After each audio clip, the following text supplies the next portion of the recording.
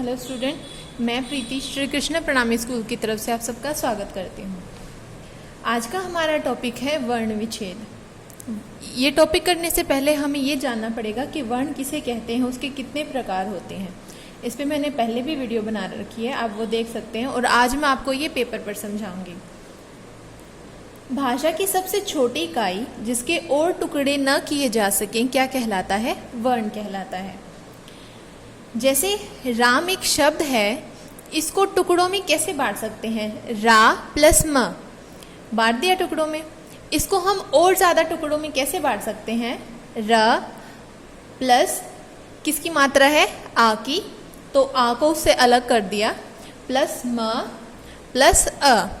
ये मैंने कैसे लिखा है ये समझने के लिए पहले हम स्वर, व्यंजन और हलंत किसे कहते हैं इन्हें समझते हैं।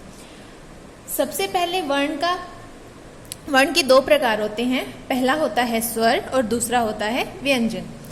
स्वर क्या होते हैं? अ, आ, ई। वो क्या होते हैं? स्वर। जिनको बिना किसी की मदद के लिखा जाता है वो कहलाते हैं स्वर। और व्यंजन जैसे कि लिखा हुआ है क, ख, ग, घ, ये सब क्या होते हैं? व्यंजन होते हैं। व्यंजन को हम किसकी मदद के साथ लिखते हैं? स्वर की मदद के साथ। व्यंजन को लिखने के लिए हमें स्वर चाहिए होता है। जैसे कि क है, तो हमें पता होना चाहिए कि क को लिखने के लिए हमें हमेशा अ स्वर की ज़रूरत होती है।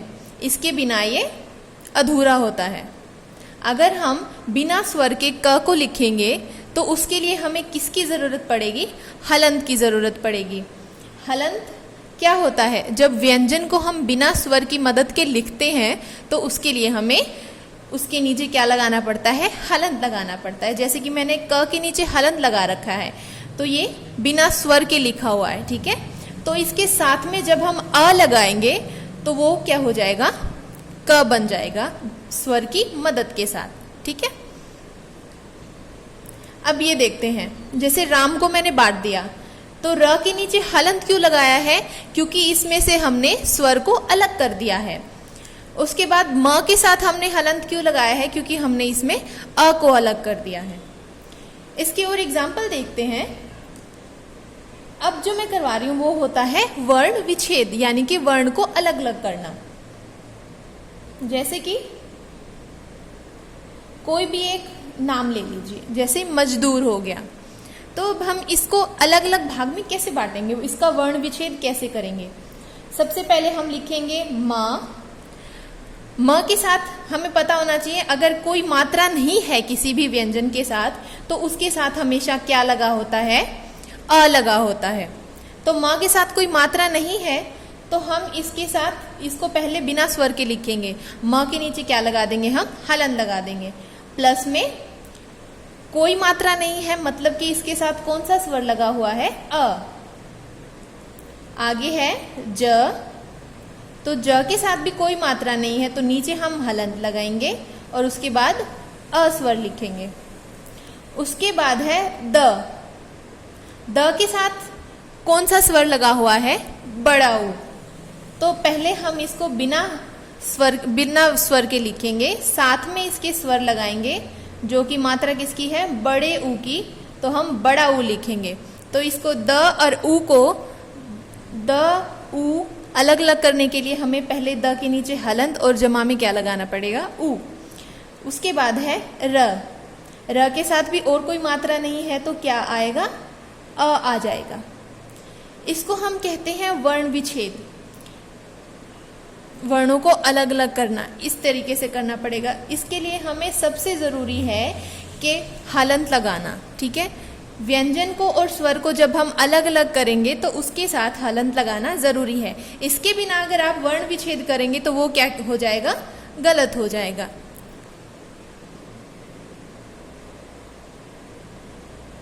सेकंड, कोई भी नाम ले लीजिए, जैसे कि जिसके ले लेते हैं। जिसके, इसको अलग कैसे करेंगे? सबसे पहले हम लिखेंगे ज। अगर ज के साथ कोई मात्रा है तो हम देखेंगे कि वो किसकी मात्रा है? छोटी ई की। तो ज के साथ हम हलंत लगाएंगे। उसके बाद छोटी ई की मात्रा लिखेंगे, छोटी ई लिखेंगे, ठीक है। प्लस स के साथ कोई मात्रा नहीं है, इसका मतलब क्या होगा, अ स्वर। उसके बाद है क, पहले नीचे हलंत लगाएंगे, किसकी मात्रा है, ए की, तो हम क्या लिख देंगे, ए। इनको ऐसे बांटना होता है। और एग्जाम्पल देखते हैं, जितने एग्जाम्पल देखेंगे आपको उतना ये क्लियर होता जाएगा, ठीक है। जैसे हिंदी हो गया, हिंदी। अब इसको थोड़ा ध्यान से देखेंगे। सबसे पहले क्या है, ह लिखेंगे, ह के नीचे हलंत, मात्रा देखेंगे, छोटी ई की है तो हम छोटी ई लिखेंगे।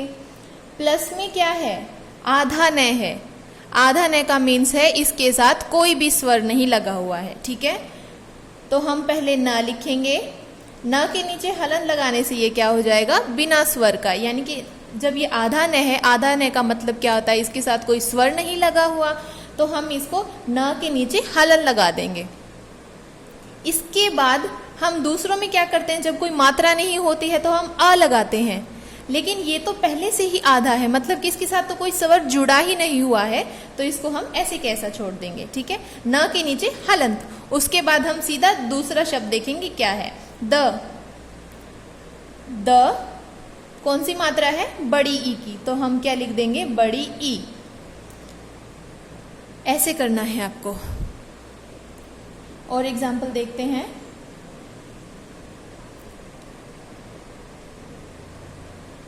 सुगंध, स के नीचे हलंत, स्वर को अलग करेंगे, छोटा ऊ है तो हम छोटा ऊ लिखेंगे। बाद में ग के नीचे हलंत, साथ में कोई मात्रा नहीं है तो अ लगेगा। सु ग न, ये क्या आएगा साथ में, किसकी आवाज आ रही है, न की आवाज आ रही है, तो सु ग न लिखेंगे। अब ये ऊपर बिंदु है, इसका मतलब भी क्या होता है कि ये जो न की हमें आवाज आ रही है, तो ये न है, ये आधा है, बिना स्वर के है, तो हम सीधा न के साथ हलंत लगा देंगे। प्लस ध अ, और नीचे क्या लगेगा, हलंत। सबसे इंपॉर्टेंट इसमें क्या है, हलंत लगाना सबसे इंपॉर्टेंट चीज है। हलंत नहीं लगाओगे तो आपने जो भी ये वर्ण विच्छेद किया है, वर्णों को अलग अलग किया है, ये गलत हो जाएगा। उसके बाद है बच्चा। सबसे पहले ब के नीचे हलंत, स्वर को अलग करेंगे। उसके बाद है आधा च। आधा च का मतलब क्या हुआ, इसके साथ में कोई भी स्वर नहीं लगा हुआ, तो च के नीचे हलंत लगा के हम इसको ऐसे छोड़ देंगे, साथ में कोई स्वर इसके लगाना नहीं है। उसके बाद है पूरा च, तो च के नीचे हलंत, च के साथ में किसकी मात्रा लगी हुई है, आ की, तो प्लस क्या लिख देंगे, आ।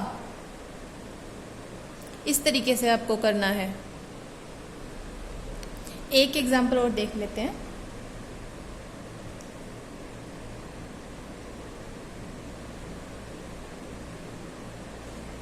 अनोखी, इसको कैसे करेंगे, सबसे पहले तो खुद एक स्वर है, इसके साथ कुछ भी नहीं लगा हुआ होता, जैसे कि मैंने बताया था कि बिना किसी की मदद के जो लिखे जाते हैं वो स्वर कहलाते हैं।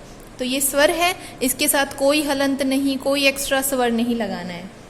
उसके बाद है न के नीचे क्या लगेगा, हलंत, साथ में स्वर है ओ, तो ओ लिख देंगे।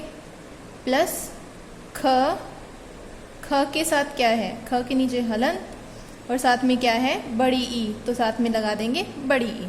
इसी तरीके से लिखना है। अगर इन नामों के अंदर कोई स्वर आ जाता है, जैसे कि इसमें अ आ गया, तो उसको लिखने की, उसके साथ कोई और स्वर लगाने की जरूरत नहीं होती। जैसे एक और देख लेते हैं, आ म, ठीक है। तो ये क्या है, स्वर है, आ तो खुद में ही, तो आ को आ ही रहने देंगे, सिर्फ म को अलग करेंगे। म के साथ कोई मात्रा नहीं है, इसका मतलब कि अ लगा हुआ है, तो ये ऐसे बन जाएगा। जैसे कि ऊपर इकाई लिखा हुआ है, इसमें भी स्वर है, ई का ई।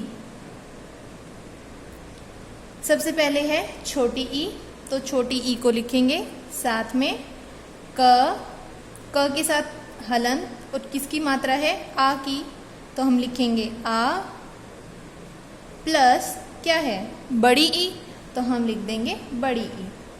बस इतना सा था। आपको मेन पॉइंट मैंने बता दिए हैं कि अगर कोई स्वर होता है तो उसके साथ कुछ और लगाने की ज़रूरत नहीं होती है। जब कोई अक्षर आधा आ जाएगा तो उसके साथ हमें कोई भी स्वर की मात्रा लगाने की ज़रूरत नहीं है। वो उसके नीचे जैसे च है आधा, तो इसके नीचे हलंत लगा के हम इसको छोड़ देंगे। बस यही कुछ चीज़ें थी इम्पोर्टेंट, और ये बता दिया मैंने कि सबसे ज़रूरी होता है हलंत लगाना। अगर वर्ण विच्छेद करते समय आप हलंत लगाना भूल जाते हैं तो वो आपका पूरा आंसर गलत हो जाएगा। तो इन चीज़ों को ध्यान रखिएगा। आज का टॉपिक था वर्ण विच्छेद। उम्मीद है आपको समझ आया हो तो लाइक, शेयर और सब्सक्राइब ज़रूर कीजिएगा।